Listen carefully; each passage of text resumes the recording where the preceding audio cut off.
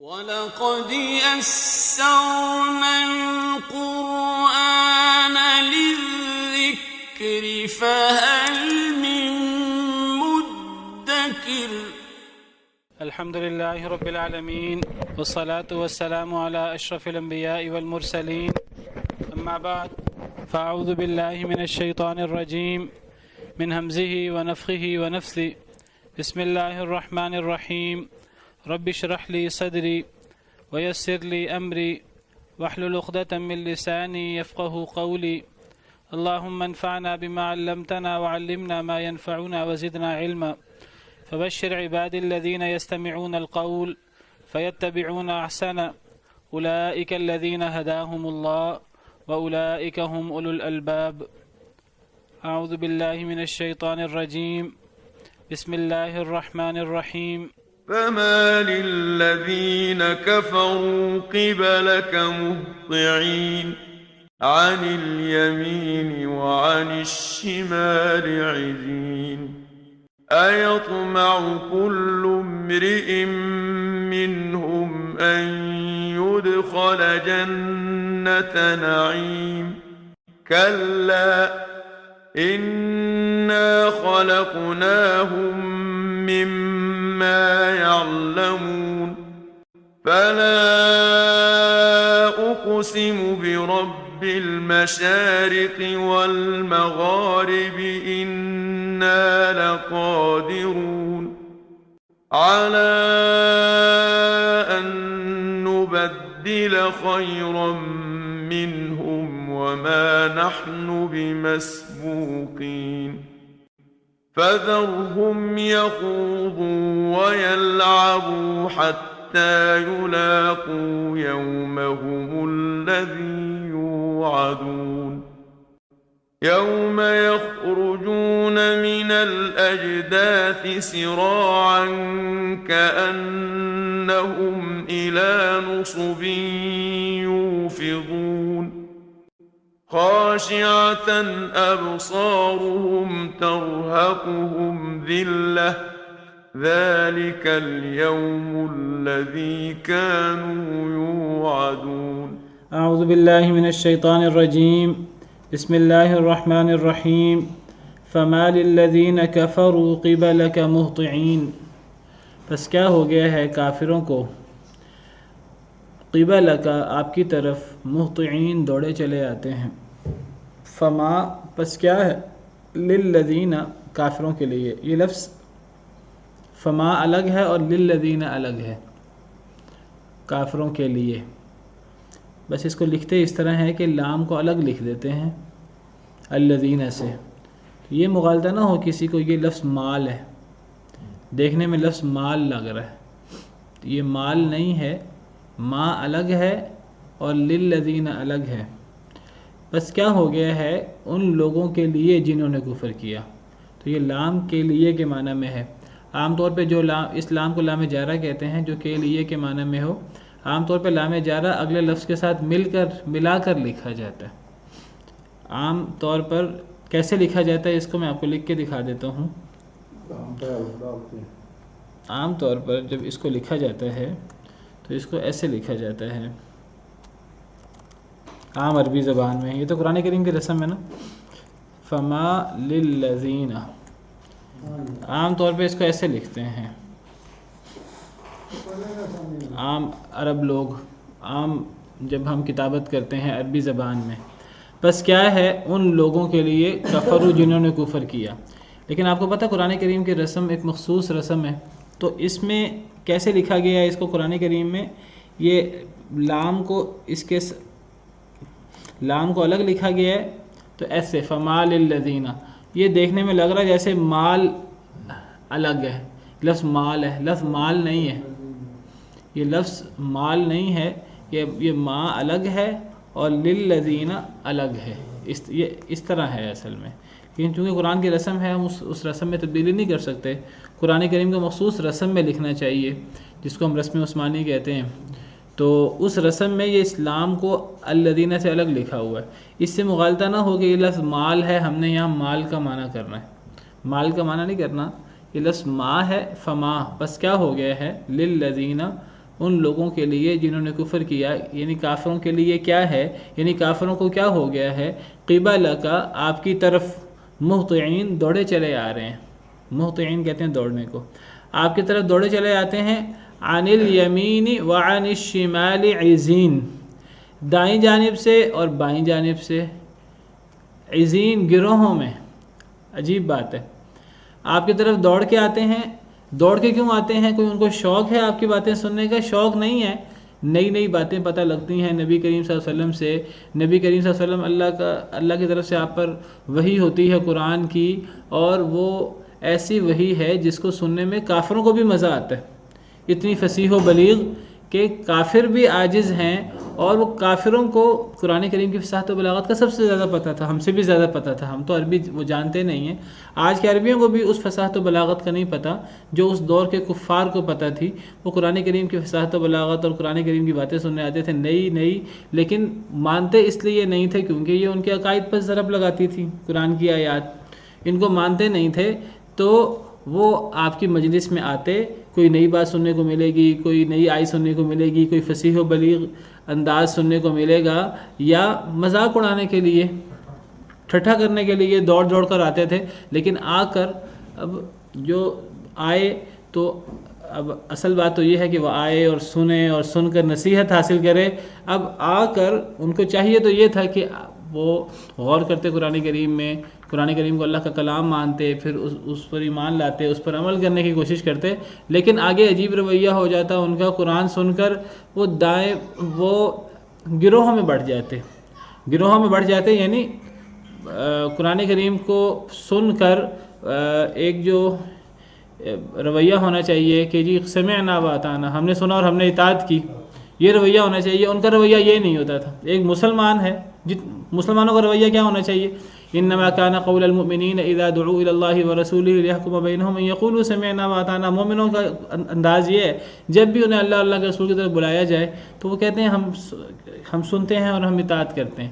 تو مومنین ایک چیز پہ اکٹھے ہو جاتے ہیں، اللہ کی بات پر، رسول کی بات پر، لیکن یہ آپ کی باتیں سننے تو آتے ہیں، دوڑے آتے ہیں دائیں سے بھی بائیں سے بھی، پھر یہ گروہوں میں بڑھ جاتے ہیں۔ عزین کا مطلب گروہوں میں، پھر یہ گروہوں میں بڑھ جاتے ہیں، ہر ایک اپنا اپنا انداز ہوتا ہے۔ اس کے بعد کوئی مذاق اڑاتا ہے، کوئی انکار کرتا ہے، کوئی کسی قسم کا اعتراض، کوئی کسی قسم کا اعتراض، کسی بھانت کی بولیاں اور مختلف انداز، مختلف رویے آگے سے، کیونکہ ایک چیز پہ سب متفق ہے کہ ماننا نہیں ہے۔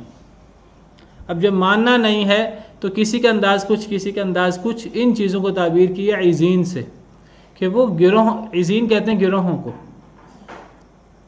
لوگ مختلف گروہوں میں بیٹھے ہوں نا، مختلف حلقوں میں بیٹھے ہوں۔ اگر کسی عمارت میں، کسی مجلس میں لوگ ٹکریوں میں بیٹھے ہوئے ہیں، اس کے لیے عربی زبان میں لفظ عزین استعمال ہوتا ہے۔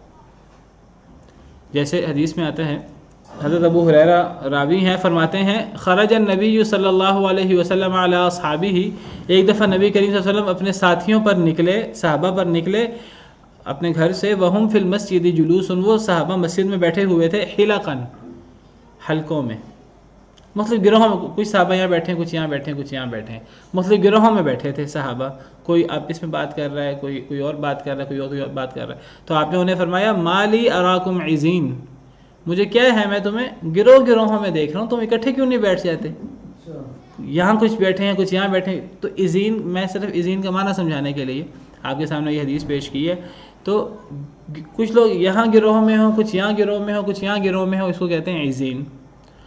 تو اللہ تعالیٰ فرماتے ہیں عزین کا مطلب گروہوں میں اور ٹولیوں میں اور ٹکریوں میں لوگ بٹے ہوں، اس کو عزین کہتے ہیں۔ تو اللہ تعالیٰ فرماتے ہیں کہ کافروں کو کیا ہو گیا ہے کہ آپ کی طرف آتے ہیں دوڑ کر سننے کے لیے، قرآن کی فصاحت سننے کے لیے یا مذاق اڑانے کے لیے، ایک دفعہ آتے ضرور ہیں آپ کے پاس، کوئی یہاں سے آ رہا ہے، کوئی یہاں سے آ رہا ہے، کوئی دائیں سے آ رہا ہے، کوئی بائیں سے آ رہا ہے، پھر وہ عزین، پھر وہ گروہوں میں بٹ جاتے ہیں۔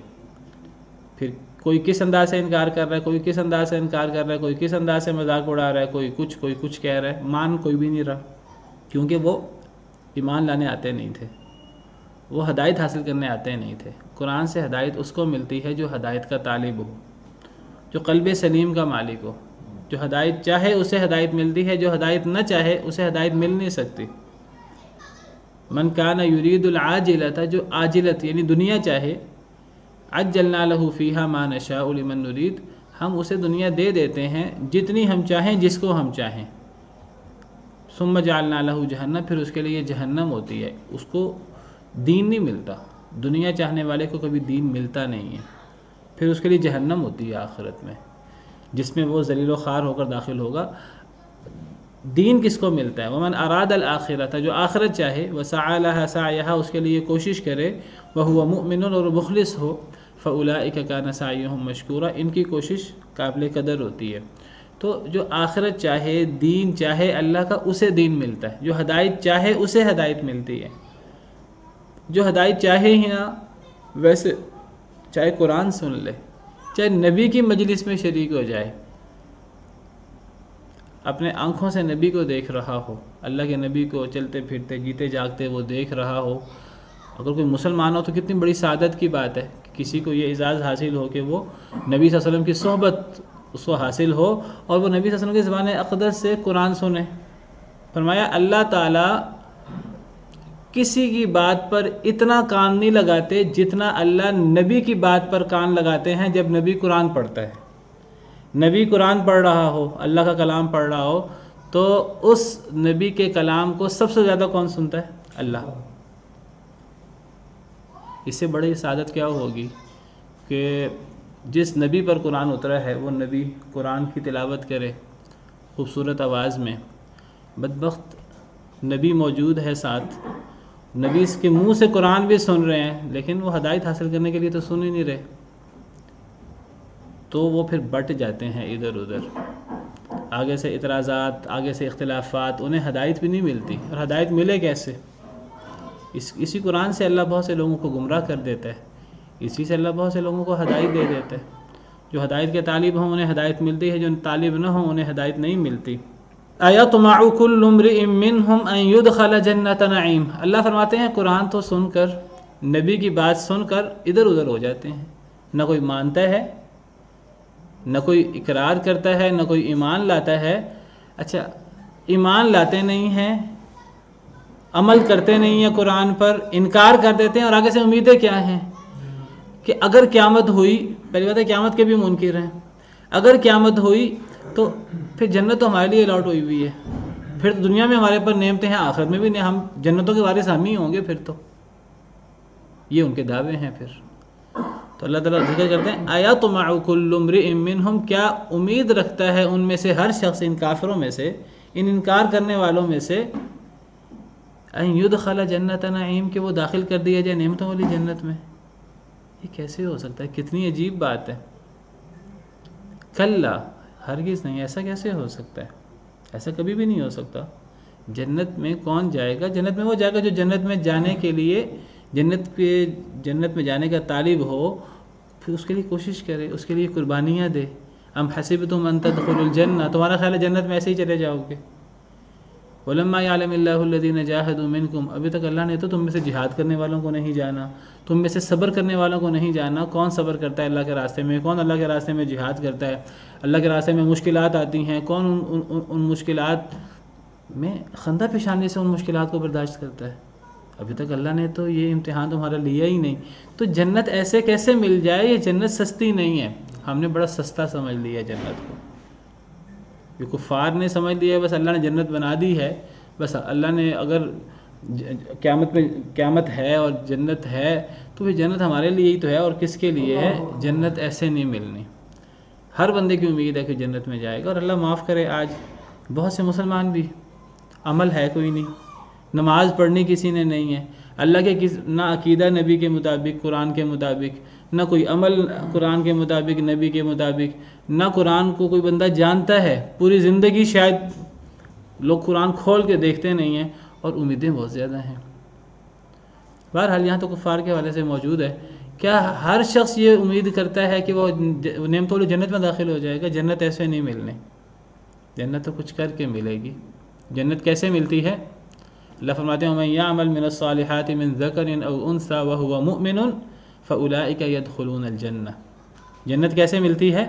جو نیک عمل کرے، خواہ مرد ہو خواہ عورت، مرد عورت کوئی فرق نہیں ہے. امید رکھنی چاہیے عمل کر کے، عمل کر کے امید رکھنی چاہیے۔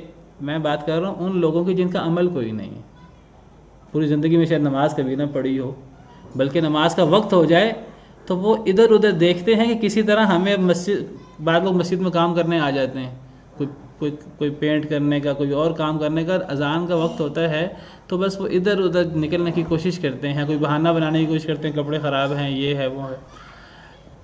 بہرحال یہاں تو بات ہی کفار کی ہو رہی ہے۔ میں کہہ رہا ہوں کہ اللہ نے تو یہاں کفار کا ذکر کیا، اللہ معاف کرے آج بہت سے مسلمان کہلانے والے اپنے آپ کو عمل ہے کچھ نہیں، جس کا تو عمل ہے امید ہونی چاہیے، امید بھی ہونی چاہیے جنت کی اور آخرت، اور ہم نے کل پڑھا کہ اللہ کے عذاب کا خوف ہونا چاہیے، دونوں چیزیں ہونی چاہیے۔ یہاں خوف تو ہے کوئی نہیں، امید ہی امید ہے، تو ایسی امید تو خواہش، یہ تو خواہش ہے جی۔ خوف سے آدمی عمل تو تھوڑا بہت کرتا ہے، جب خوف ہو کسی کو تو جس کا خوف بھی ہے امید بھی ہے وہ تو صحیح رستے پہ چل رہا ہے نا، وہ تو امید کے ساتھ ساتھ خوف بھی رکھتا ہے۔ ایمان امید اور خوف کے درمیان ہے۔ میں ان لوگوں کی بات کر رہا ہوں جن کو جو ہے وہ خوف تو ہے ہی نہیں، صرف امید ہی امید ہے۔ تو امید تو جو ہے یہ پھر یہ امید جنت میں نہیں لکھی جائے گی، جنت میں جانے کے لیے عمل کرنا ہوگا۔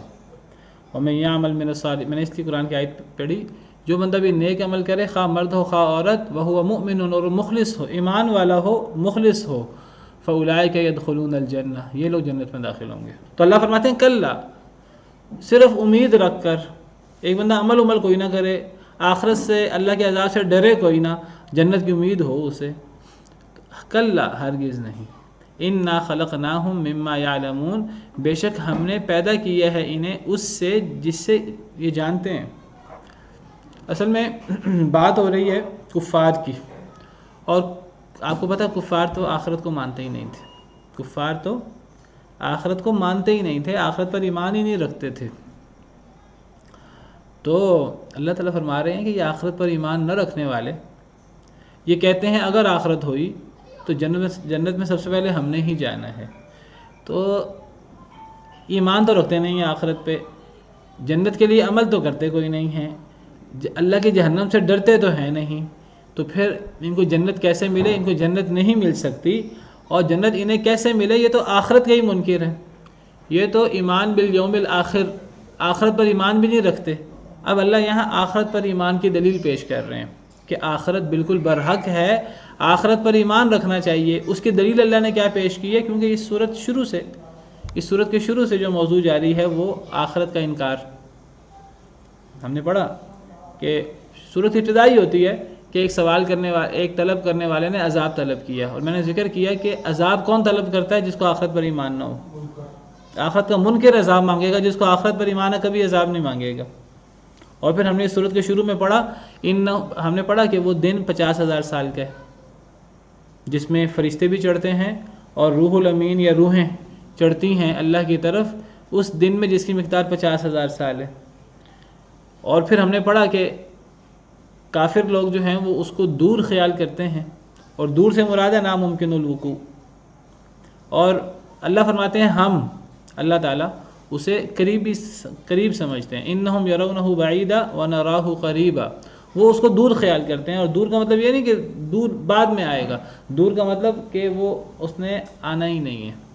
اور اللہ فرماتے ہیں ہم اللہ تعالیٰ اسے قریب سمجھتے ہیں۔ قریب کا مطلب وہ چاہے کئی 100 سالوں کے بعد 1000 سالوں کے بعد آئے، وہ آ کر رہے گا، جس نے آنا ہوتا ہے وہ قریب ہوتا ہے۔ اللہ تعالیٰ فرماتے ہیں ہم اسے قریب سمجھتے ہیں، اللہ اس کو قریب سمجھتے ہیں، اور اللہ پر ایمان رکھنے والے اسے قریب سمجھتے ہیں، مومن لوگ ہم بھی قیامت کو قریب سمجھتے ہیں۔ وما یدریک لعل الساعۃ قریب، تمہیں کیا معلوم ہے نبی شاید قیامت قریب ہو، پلک جھپکنے میں آ سکتی ہے۔ تو یہ سورت کے شروع سے موضوع آخرت کا ہی چل رہا ہے، اور پھر ہم نے جہنمیوں کا ذکر پڑھا، اور پھر ہم نے پڑھا کہ انسان کی فطرت کیسی ہے، کم ہمت، کم حوصلہ، لیکن اس سے کون لوگ مستثنا ہیں۔ پھر نیک لوگوں کی ہم نے صفات پڑھی، تو یہ موضوع آخرت کا ہی چل رہا ہے۔ وعلیکم السلام ورحمۃ اللہ وبرکاتہ۔ تو اللہ تعالیٰ فرماتے ہیں کہ یہ آپ کی مجلس میں دوڑ کر آتے ہیں دائیں بائیں سے، لیکن پھر گروہوں میں بٹ جاتے ہیں، انکار کر دیتے ہیں۔ ان میں سے ہر بندہ آخرت کو تو مانتا نہیں ہے، لیکن جنت میں داخل ہونا چاہتا ہے۔ ہرگز نہیں، جنت میں داخل نہیں ہوں گے۔ اب گویا کہ اللہ تعالیٰ آخرت کے دلائل پیش کر رہے ہیں، آخرت ہوگی جس کا یہ انکار کرتے ہیں۔ اس کی پہلی دلیل اللہ نے کیا پیش کی ہے؟ انا خلقناہم مما یعلمون، بے شک ہم نے انہیں پیدا کیا ہے اس سے جس سے یہ جانتے ہیں۔ ہم بھی جانتے ہیں، کس سے پیدا کیا ہے؟ حقیر پانی سے، حقیر پانی سے۔ جو اللہ انسان کو حقیر پانی سے پہلی دفعہ پیدا کر سکتا ہے، وہ اللہ مرنے کے بعد انسان کو دوبارہ کیوں نہیں پیدا کر سکتا؟ یہ ایک عام دلیل، بہت زبردست دلیل آخرت کے واقع ہونے کی، کہ جس اللہ نے پہلی دفعہ پیدا کیا ہے وہ دوبارہ کیوں نہیں پیدا کر سکتا۔ اولم یری الانسان انا خلقناہ من نطفۃ فاذا هو خصیم مبین، سورہ یاسین میں، کیا انسان نہیں دیکھتا کہ ہم نے اسے نطفہ سے پیدا کیا، حقیر پانی سے پیدا کیا، لیکن وہ اپنی پیدائش کو نہیں دیکھتا، اللہ سے مقابلہ لگاتا ہے، اللہ کے بارے میں مثالیں پیش کرتا ہے، اللہ سے جھگڑا کرتا ہے۔ وضرب لنا مثلا، ہمارے لیے مثالیں پیش کرتا ہے، اللہ یہ نہیں کر سکتا، اللہ یہ نہیں کر سکتا، اللہ آخرت بپا کرنے پر قادر نہیں ہے، اللہ ہمیں مارنے کے بعد دوبارہ زندہ کرنے پر قادر نہیں ہے۔ اللہ کے لیے یہ مثالیں پیش کرتا ہے، وہ نسی خلقہ، اپنی پیدائش کو بھول جاتا ہے کہ اللہ نے اسے پیدا بھی کیا ہے، اور پیدا کسے کیا؟ کتنی حقیر چیز سے، وہ کتنا حقیر ہے اللہ کے مقابلے میں، اور اللہ پر کتنے بڑے بڑے وہ بکواس کرتا ہے اللہ کے بارے میں، اللہ یہ نہیں کر سکتا، اللہ یہ نہیں کر سکتا۔ انسان اپنے جو ہے وہ حقارت کو بھی بھول جاتا ہے اور اپنی پہلی پیدائش کو بھی بھول جاتا ہے۔ قال من یحیی العظام وہی رمیم، وہ کہتا ہے ہڈیوں کو کون زندہ کرے گا جب ہڈیاں بوسیدہ ہوں؟ اللہ فرماتے ہیں قل یحییھا الذی انشأھا اول مرہ، کہہ دیجئے وہ زندہ کرے گا جس نے اس کو پہلی دفعہ، ہڈیوں کو پہلی دفعہ پیدا کیا تھا، وہ ہڈیوں کو دوبارہ بنائے گا۔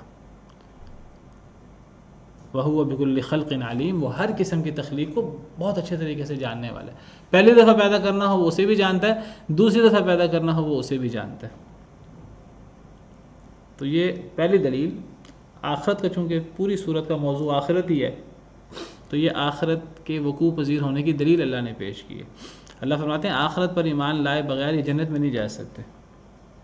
جنت میں جانا ہے تو آخرت کو ماننا ہوگا، جنت میں جانا ہے تو آخرت کے لیے عمل کرنا ہوگا، جہنم سے بچنے کے لیے اللہ سے ڈر کر عمل کرنا ہوگا جہنم کے منافی کاموں سے، اور جنت میں داخلے کے لیے وہ عمل کرنے ہوں گے جو ہمیں جنت کی طرف لے جا سکیں، پھر اللہ کی رحمت سے ہم جنت میں داخل ہوں گے انشاءاللہ۔ تو آخرت کی دلیل پیش کی ہے کہ ہم نے انہیں پہلی دفعہ پیدا کیا، اور کس سے پیدا کیا ان کو پتہ ہے، ہم نے ان کو کس سے پیدا کیا، ہم نے انہیں پیدا کیا ہے اس سے جسے یہ جانتے ہیں، یعنی حقیر پانی سے۔ وہ کہ پہلی پیدائش ذکر کی جو دلیل ہے دوسری پیدائش کی، آخرت کی دلیل ہے۔ اب دوسری دلیل، یہ تو پہلی دلیل تھی کہ ہم نے انہیں پیدا کیا پہلی مرتبہ، کس سے پیدا کیا ان کو پتہ ہے، تو جو پہلی دفعہ پیدا کر سکتا ہے وہ دوبارہ بھی پیدا کر سکتا ہے۔ وَهُوَ الَّذِي يَبْدَأُ الْخَلْقَ ثُمَّ يُعِيدُ، وہ تخلیق کی ابتدا بھی کرتا ہے پھر وہ دوبارہ بھی کرے گا۔ وَهُوَ أَهْوَنُ عَلَيْهِ، وہ اس پر بہت آسان ہے، دوبارہ پیدا کرنا اللہ پر بہت آسان ہے اللہ کے لیے۔ یہ پہلی دلیل ہے آخرت کی۔ اب دوسری دلیل، فَلَا أُقْسِمُ بِرَبِّ الْمَشَارِقِ وَالْمَغَارِبِ إِنَّا لَقَادِرُونَ، یہ اللہ کی قدرت پر حملہ کرتے ہیں بدبخت لوگ، اللہ معاف کرے۔ کہتے کیا ہیں؟ اللہ یہ کر نہیں سکتا۔ یہ اللہ کے لیے جو ہے نا ایک بہت بڑا الزام ہے، ایک بہت بڑا طعنہ ہے اللہ کے لیے، اللہ یہ کر نہیں سکتا۔ یہ اللہ کی قدرتوں کی تکذیب ہے، اللہ کی جو شان ہے اس کا انکار ہے، اللہ کی قدرتوں کا انکار ہے۔ تو اللہ نے فرمایا کہ بس نہیں، میں قسم اٹھاتا ہوں، میں نے ذکر کیا کئی دفعہ، قسم اٹھانے سے پہلے نہیں لانے سے قسم میں مزید زور پیدا ہو جاتا ہے۔ بس نہیں، میں قسم اٹھاتا ہوں مشرقوں اور مغربوں کے رب کی۔ اللہ اپنی قسم اٹھا رہے ہیں، چونکہ اللہ کی قدرت پر اعتراض ہوا ہے، اللہ اپنی شان بیان کر رہے ہیں۔ اللہ فرماتے ہیں تم اللہ کی مخلوق ہو کے اللہ کی توہین کرتے ہو، چلو اللہ اپنی زبانی اپنی شان بیان کرتا ہے۔ اللہ فرماتے ہیں کہ میں قسم اٹھاتا ہوں اپنی، جو مشرقوں کا بھی رب ہے اور جو مغربوں کا بھی رب ہے، تم اس اللہ کی قدرت پر شک کرتے ہو جو مشرقوں کا رب ہے اور مغربوں کا رب ہے۔ جس قدرت کو تم ماننے سے منکر ہو تو اللہ قسم کھا کر فرماتے ہیں مشرق اور مغربوں کے رب کی، یعنی اپنی، انا لقادرون، بے شک ہم قدرت رکھتے ہیں۔ تم اللہ کے قادر ہونے سے کہ منکر کیسے ہو سکتے ہو؟ تم منکر ہو جاؤ، تمہارے منکر ہونے سے کیا فرق پڑتا ہے؟ کوئی فرق نہیں پڑتا۔ میں اپنی قسم اٹھاتا ہوں، اللہ فرماتے ہیں، جو مشرقوں کا رب ہے اور مغربوں کا رب ہے۔ اللہ تعالیٰ نے قرآن کریم میں اپنے آپ کو رب المشرق والمغربی بھی کہا ہے، مشرق کا رب اور مغرب کا رب، جس طرح سورہ رحمان میں ہے فَبِأَيِّ آلَاءِ رَبِّكُمَا تُكَذِّبَانِ، نہیں سورہ مزمل میں ہے رب المشرق والمغرب لا الہ الا هو فاتخذہ وکیلا۔ تو اللہ تعالیٰ اپنے حوالے سے سورہ مزمل میں فرماتے ہیں، سورہ مزمل آیت نمبر 9، کہ اللہ رب ہے مشرق کا اور مغرب کا، جس کے علاوہ کوئی معبود برحق نہیں، اسی اللہ کو کارساز بناؤ، اسی اللہ کو بگڑی بنانے والا، حاجت روا، مشکل کشا مانو، کسی اور کو نہ مانو۔ وہ مشرق کا بھی رب ہے، مغرب کا بھی رب ہے۔ اللہ فرماتے ہیں میں مشرق کا رب ہوں، مغرب کا رب ہوں۔ سورہ رحمان میں اللہ فرماتے ہیں رب المشرقین و رب المغربین، سورہ رحمان آیت نمبر 17، اللہ دو مشرقوں کا رب ہے، دو مغربوں کا رب ہے۔ سورہ مزمل میں فرمایا اللہ ایک مشرق ایک مغرب کا رب ہے، یہاں فرمایا دو مشرقوں دو مغربوں کا رب ہے سورہ رحمان میں، اور یہاں سورہ معارج میں فرمایا اللہ مشارق کا رب ہے، مغارب کا رب ہے، یعنی بہت ساری مشرقوں کا رب ہے، بہت ساری مغربوں کا۔ کیا مطلب ہے؟ اذان کے بعد انشاءاللہ۔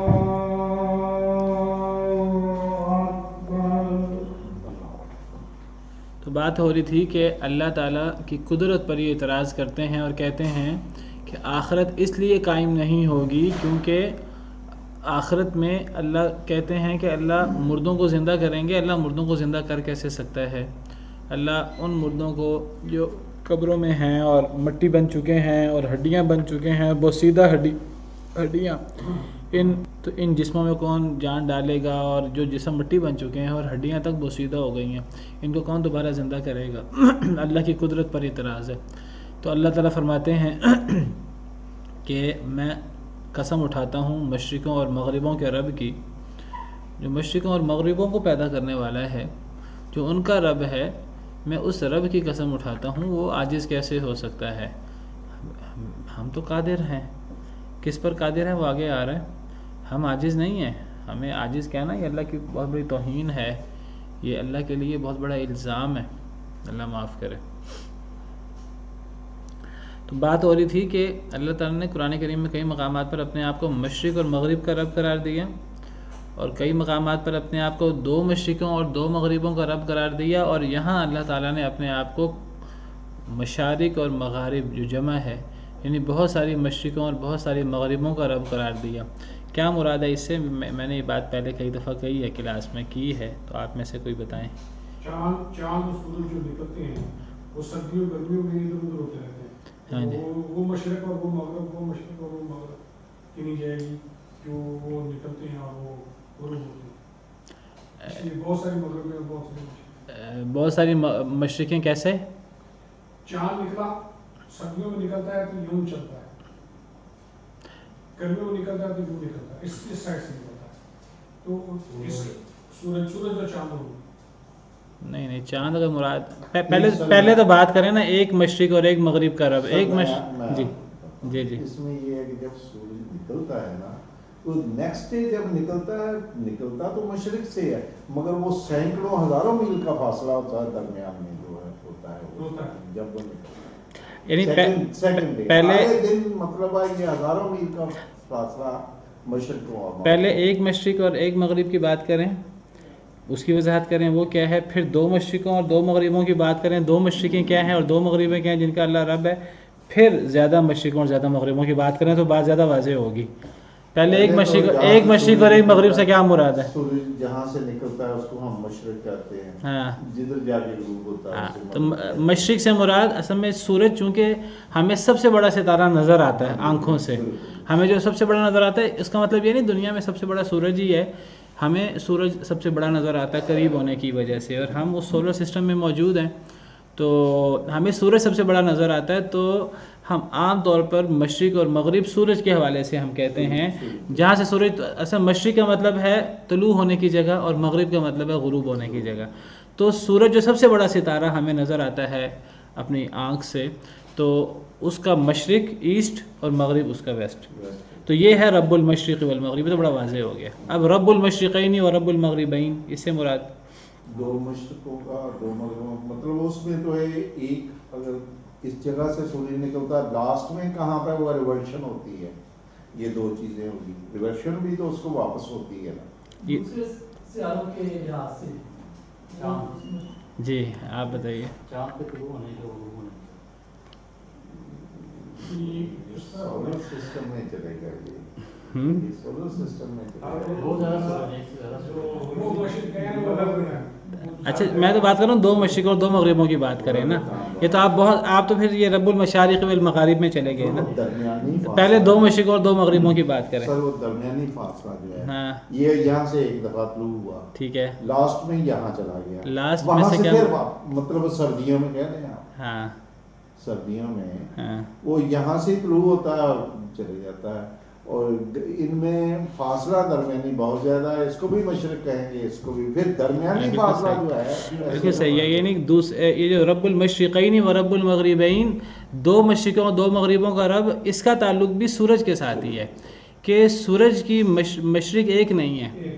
یعنی ایک تو جہت ہم کہیں نا یہ مشرق کی جہت ہے ایسٹ کی، وہ جہت تو پوری وہ ایک ہی ہے، مغرب ایک ہے.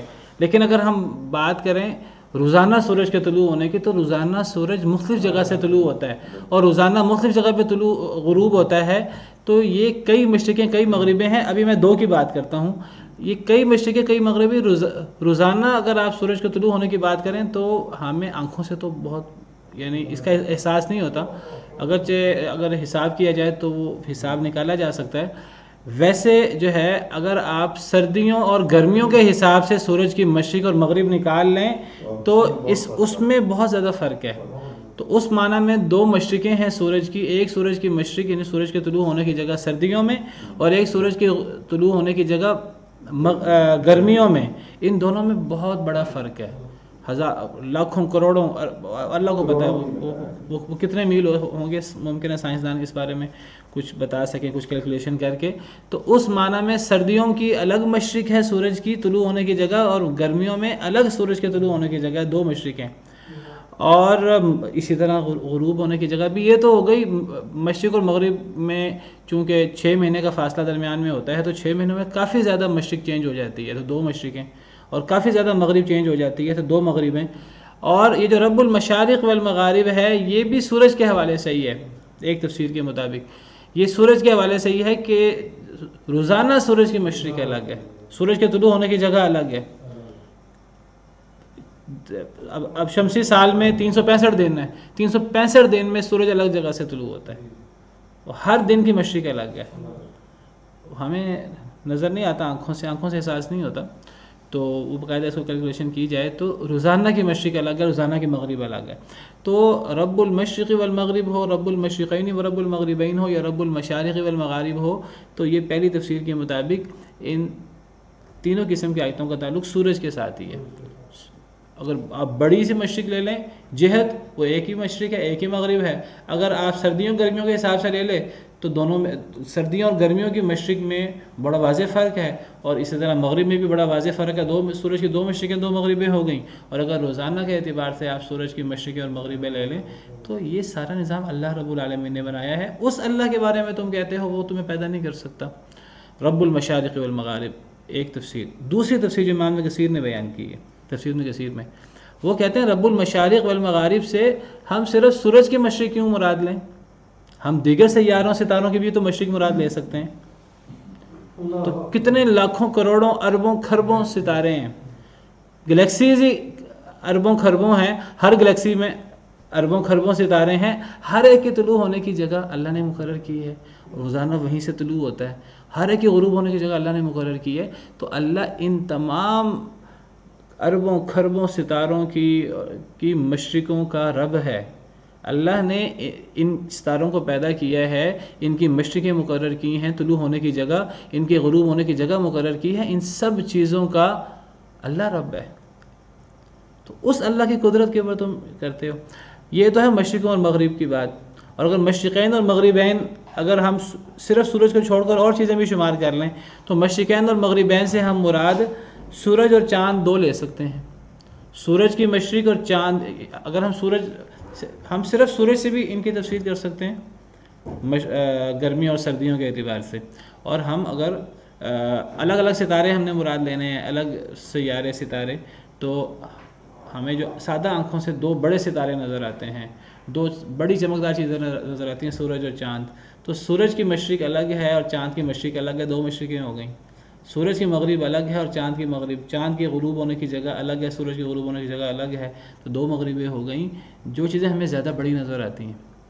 اور مشارق اور مغارب سے مراد ہم بہت ساری اربوں کھربوں ستاروں سیاروں کی مشرقیں اور مغربیں، تو یہ دونوں تفسیریں ہو سکتی ہیں. اور یہ سب چیزیں اللہ کی عظمت کی بہت بڑی دلیل ہیں، اور یہ اتنی بڑی عظمت ہے ہم تصور نہیں کر سکتے، ہمارا ذہن تھک جاتا ہے صرف سوچتے سوچتے، اور اللہ کی عظمت ختم نہیں ہوتی اور نہ ہو سکتی ہے. اللہ کی عظمت بیان کرتے کرتے اگر ہم لکھنا شروع کریں تو کلمات اللہ کی عظمت کی تعریف کے ختم ہی نہیں ہو سکتے. یہ سمندر کی ساری کے سارے پانی سیاہی بن جائے اور یہ ساری جو درخت ہیں قلم بن جائیں، تو اور یہ 7 گنا زیادہ سمندر بھی ہو جائیں، تو اللہ کی تعریف اللہ کی عظمتیں ختم نہیں ہو سکتی. تو اس اللہ کی قدرت کے اوپر تم شک کرتے ہو، تم کہتے ہو اللہ یہ نہیں کر سکتا. اللہ فرماتے ہیں کہ مجھے قسم ہے مشرقوں اور مغربوں کے رب کی، یعنی میری اپنی قسم ہے کہ ہم قدرت رکھتے ہیں. کس بات پر قدرت رکھتے ہیں؟ تم کہتے ہو کہ اللہ قدرت نہیں رکھتا مٹی سے، انسان مٹی میں مل گیا، مٹی سے دوبارہ انسان کو پیدا کرنے کی. اللہ فرماتے ہیں ہم یقیناً قدرت رکھتے ہیں، قسم کھا کے فرماتے ہیں. کس پر؟ اس پر کہ ہم بدل دیں ان سے بہتر. ہم ان کا وہ جسم جو مٹی میں مل گیا ہے، اس مٹی سے ان کے جسم سے بہتر جسم نکال سکتے ہیں قیامت کے دن. اس جسم سے بڑا جسم نکال سکتے ہیں، زیادہ خوبصورت جسم نکال سکتے ہیں، ہم اس سے بہتر پیدا کر سکتے ہیں. وما نحن بمسبوقین، اور نہیں ہے ہم سبقت لے جائیں گے، کوئی ہم پہ سبقت نہیں لے جا سکتا. سبقت لے جائے گے سے کیا مراد ہے؟ کوئی ہمیں عاجز نہیں کر سکتا، کوئی ہمیں ہرا نہیں سکتا. اگر ہم کسی کو پیدا کرنا چاہیں، مرنے کے بعد قبر میں چلا گیا، مٹی میں مل گیا، ہڈیاں تک بوسیدہ ہو گئی، ہم اس کو دوبارہ پیدا کرنا چاہیں، کوئی ہمیں روک نہیں سکتا کہ جی کوئی اللہ کو روک دے کہ جی اللہ نہ پیدا کر سکے. وما نحن بمسبوقین، ہم سبقت دی جائے گی نہیں ہے. تو ایک تفسیر کے مطابق علی ان نبدل کا تعلق انا لقادرون کے ساتھ ہے. بے شک ہم البتہ قدرت رکھنے والے ہیں اس پر کہ ہم یہ کہتے ہیں کہ اللہ پیدا نہیں کر سکتا ہمیں دوبارہ، اللہ تم سے بہتر دوبارہ پیدا کر سکتا ہے، تم سے بہتر ہم پیدا کر سکتے ہیں، ہم قدرت رکھتے ہیں کہ ہم پیدا کریں ان سے بہتر، یعنی قیامت کے دن. دوسری تفسیر کے مطابق تم آخرت کی بات کرتے ہو، ہم دنیا کے اندر تمہیں ختم کر کے تم سے بہتر مخلوق لا سکتے ہیں. کیا مطلب؟ تم اگر اللہ کی باتیں نہیں مانو گے اور اللہ کے پر یہ اعتراضات کرو گے، اللہ تمہیں تباہ و برباد کر کے تم سے بہتر مخلوق دنیا میں بات کر دیں گے. اللہ کے لیے کوئی مشکل نہیں ہے. جس میں پچھلی مخلوق کو اللہ نے، پچھلی قوموں کو اللہ نے ختم کر دیا ہے، نئی قومیں آ گئی ہیں. ایک گھر میں پہلے کوئی اور رہ رہا ہوتا ہے، کچھ دیر بعد کچھ اور لوگ آنا شروع ہو جاتے ہیں. پہلے لوگ نہ ماننے والے ہوتے ہیں، اگلے لوگوں میں ماننے والے ہوتے ہیں. ہندوستان کے اندر سارے کافر تھے، اللہ ان سے بہتر لوگ لے آئے، ان میں سے بہت سے لوگ اللہ کو ماننے والے ہیں جو نہ ماننے والوں سے بہتر ہیں. دونوں تصویریں ہو سکتی ہیں. ہم دنیا میں بھی تم سے بہتر مخلوق لا سکتے ہیں جو اللہ کو مانے، اور یہ مراد بھی ہو سکتی ہے کہ تم کہتے ہو اللہ مرنے کے بعد ہمیں دوبارہ اٹھا نہیں سکتا، اللہ قیامت کے دن تمہارے اس جسم سے بہتر جسم قیامت کے دن تمہارا بنا دیں گے. اللہ اس پر قدرت رکھتے ہیں اور اللہ کو کوئی ہرا نہیں سکتا. فذرهم يخوضوا ويلعبوا، اے نبی صلی اللہ علیہ وسلم بس چھوڑ دیں انہیں. یخوضوا، یہ گپے مارتے رہیں، اپنے مگن رہیں، ویلعبوا، کھیلتے رہیں، ان کو اپنے گپوں میں اور کھیل کود میں مگن رہنے دیں. حتی یلاقوا، حتیٰ کہ یہ ملاقات کریں گے. یہ قیامت کو نہ مانے سے اب یہ تو نہیں کہ میدان محشر میں یہ حاضر نہیں ہوں گے، انہوں نے میدان محشر میں تو پہنچنا ہے. انہیں کھیل کود میں مگن رہنے دیں حتیٰ کہ یہ اس دن سے ملاقات کریں جس کا انہیں وعدہ دیا جاتا ہے. یہ اس دن میں پہنچ جائیں گے، یہ اس دن کو نہ مانیں تب بھی پہنچ جائیں گے، نہ مانیں پھر بھی پہنچ جائیں گے اس دن میں. اللہ تو کسی کو بھی نہیں چھوڑے گا. وحشرناہم، ہم انہیں اکٹھا کریں گے، فلم نغادر منہم احدا، ہم ان میں سے کسی ایک کو بھی نہیں چھوڑیں گے. ہر ایک آ جائے گا، جو مانتا ہے وہ بھی آئے گا، نہیں مانتا وہ بھی آئے گا. تو انہیں انکار کرنے دیں. یوم یخرجون من الاجداث سراعا، اس دن یہ نکلیں گے قبروں سے. اجداث ایسی قبر کو کہتے ہیں جو پرانی ہو چکی ہو. تو یہ اپنی پرانی قبروں سے جس کے اندر یہ مٹی میں مل چکے ہوں گے، اللہ دوبارہ انہیں پیدا کریں گے. یہ ان قبروں سے نکلیں گے سراعا، بڑی تیزی کے ساتھ. कअन्नहुम इला नुसूबिन यूफिज़ून, गोया कि वो बुतों की तरफ तेज़ दौड़ रहे हैं। दुनिया के अंदर जब काफिर लोग, मक्का मुकरमा के लोगों की आदत थी, जब सुबह उठते थे ना तो मुकाबला करते थे कि हमारा जो बुत है जिसकी हम इबादत करते हैं, उस बुत को पहले कौन बोसा देता है जाकर, तो दौड़ कर जाते थे कि कौन पहले जाके बोसा देता है। अल्लाह फरमाते हैं जिस तरह दुनिया के अंदर अपने बुतों को, नुसूब से मुराद बुत, जहाँ बुत नस्ब होते हैं, तो अपने बुतों की तरफ जिस तरह ये दौड़ते हैं, क़यामत के दिन ये कहते हैं कि अल्लाह हमें कब्रों से उठाएगा नहीं, हम तो मिट्टी में मिल जाएंगे, ये कब्रों से निकल कर तेज़ी से दौड़ कर पहुँचेंगे मैदान माशर में। बाद मुफस्सिरीन ने नुसूबिन से मुराद मैदान जंग में जो अलम नस्ब किया जाता है, झंडा, और तमाम लश्करी उस झंडे की तरफ दौड़ते हैं और झंडे के करीब रहते हैं, झंडा गिर जाए तो शिकस्त हो जाती है, तो उस तरह ये मैदान माशर की तरफ दौड़ेंगे। खाशिअतन अबसारुहुम, डरी होंगी इनकी आँखें, तरहक़ुहुम ज़िल्ला, छा रही होगी इन पर ज़िल्लत, ज़ालिकल यौमुल्लज़ी कानू युअदून, ये वो दिन है जिस दिन का इन्हें वादा दिया जाता है और जिस दिन को से ये मुनकिर हैं, अल्लाह हमें पैदा नहीं कर सकते, ये दिन आकर रहेगा, ये उसको माने या ना माने, उस दिन में ये पेश होकर रहेंगे। सुब्हान रब्बिक रब्बिल इज़्ज़ति अम्मा यसिफून व सलामुन अलल मुरसलीन वल्हम्दुलिल्लाहि रब्बिल आलमीन।